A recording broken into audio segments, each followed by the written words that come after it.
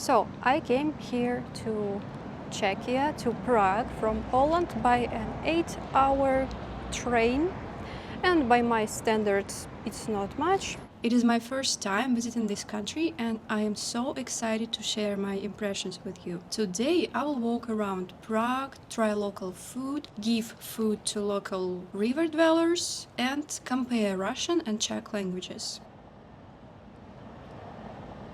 What I noticed immediately when I looked at the window is how the scenery changed. I don't know, it was very, very beautiful. There are many hills in Czechia and the landscape looked like I'm somewhere in the Alps.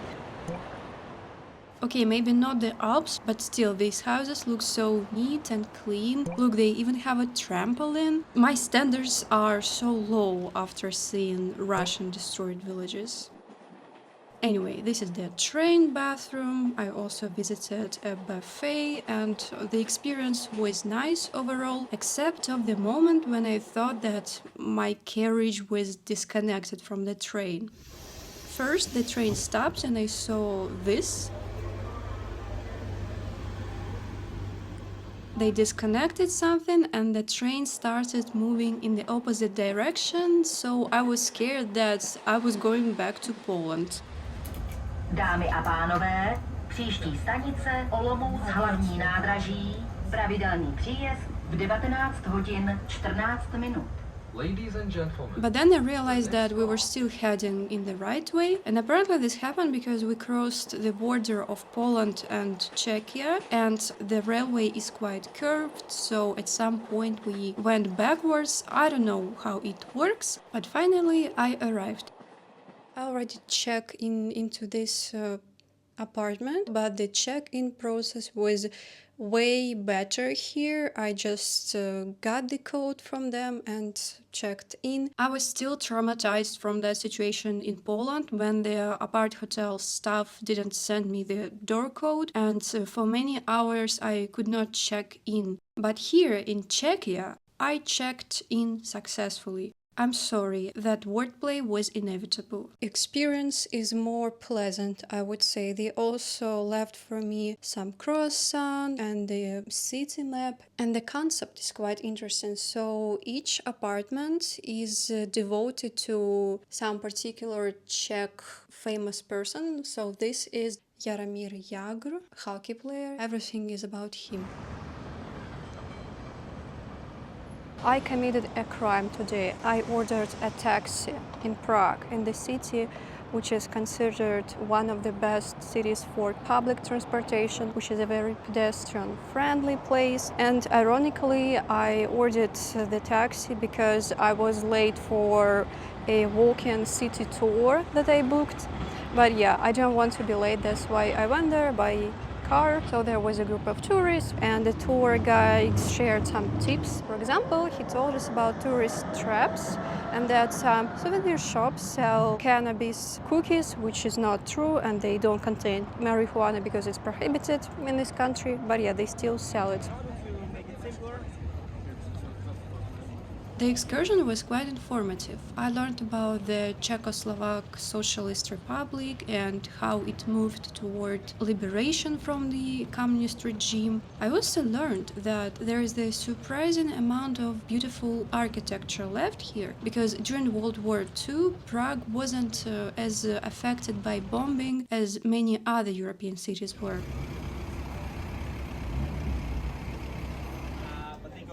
The sidewalks of the old town are paved with these beautiful little cobbles, and I was lucky to see how they are made. And I think it is such a painstaking work to lay stone after stone. Georgita checked it over and said it was done perfectly.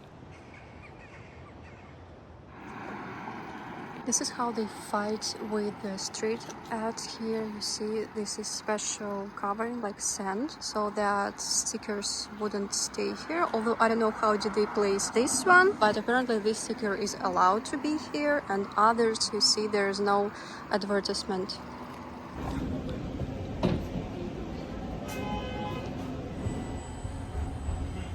And now let's check out the Czech public transport.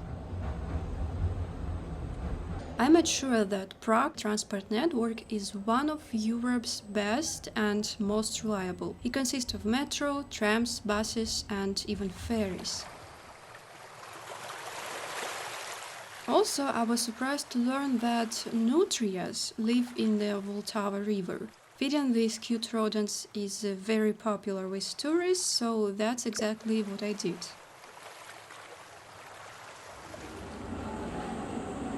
And honestly speaking, I didn't know much about this country.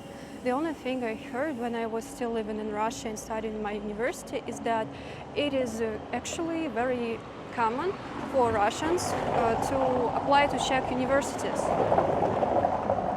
So first, the students study Czech in Czechia for 1 year, and then they can study in the university for free, but the program will be in the Czech language, not in English. And I even considered this opportunity for myself when I lived in Khabarovsk and studied in my Soviet university, but no, it wasn't possible for me back then because it was expensive to apply even for this thing. So who knows, maybe now I would be already a citizen of Czech Republic knowing the language. I wish I had done it back then because recently Czechia banned granting citizenship to Russian citizens, even if they renounce their Russian passport. Their application for Czech citizenship will be frozen until the war in Ukraine ends. So probably it's not for me. Check on your Czech passport privilege, as they say. Anyway, let's look for something that's available for me.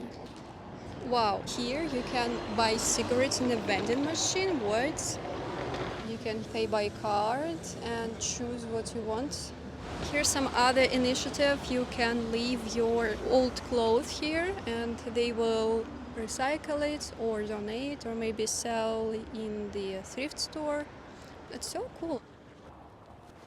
Here are some residential buildings, and I think that they remain here since like communist era, and it's interesting to explore this area, the backyard of this house, and compare it with what I saw in Russia.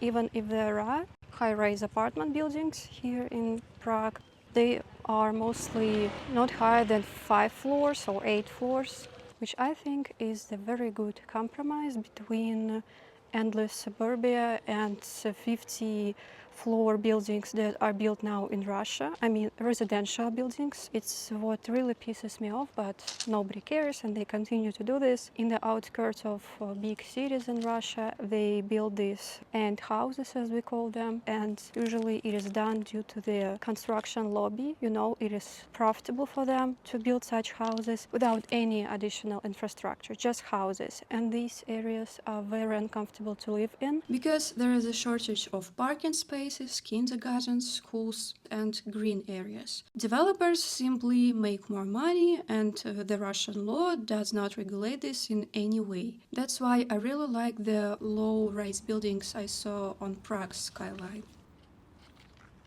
Just found this cool spot, a viewpoint not far from my hotel, and now I want to share my impressions. And well, I am pleasantly surprised because I used to group Czechia with some Eastern European countries. I didn't know that it is so developed, like so European. Also, due to the fact that it is a Slavic country, I expected it to be more familiar. In Warsaw, I felt like at home almost, but here it's so foreign. And yes, Czech is also a Slavic language, but it is the westernmost Slavic country, and probably that's why their language is very different from Russian. For example, here it says ovoce and zelenina. And ovoce translates as fruits and zelenina as vegetables. But it's interesting that in Russian, on the contrary, this word ovosh, which is cognate to ovoce, it's a vegetable and not fruit. And zelenina, well, in Russian we have a word zelen, but it's more about greenery like parsley and so on. And by the way, in Polish it's the same, so ovoce in Polish is also a fruit. And there are many other examples in Slavic languages when words with a somewhat similar root have opposite meanings. And since we know that store in Russian is magazine, in Polish sklep, what about Czech? And it is where? Yeah, here, obchod. So farmarsky obchod is farmer's shop. Obchod in the Russian language, it means going around or making a circuit. And it's very interesting to see these familiar roots, but used in a different context. And by the way, there is a Ukrainian bistro just next to this farmer's shop. Капустные листья на голубцы. It's actually written in Russian. Мойва, свежемороженое. Yeah, maybe it's written in Russian for the convenience of people. And Ukrainian and Belarusian is the closest language to Russian. So if I was making videos about this language comparison, I would understand more than now.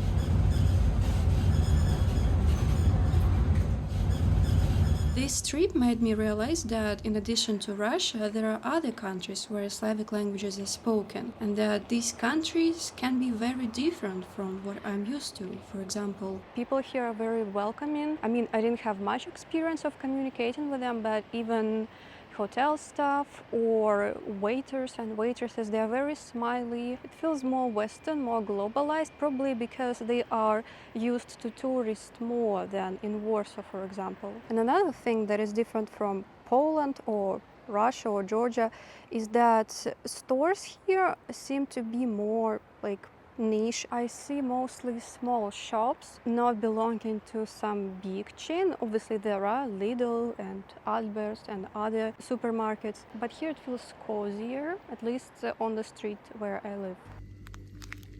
Speaking of grocery stores, Czech cuisine was quite foreign for me as well. Number one in travel guides was this dish, svichkova. It is beef with the vegetables boiled in double cream, served with bread dumplings.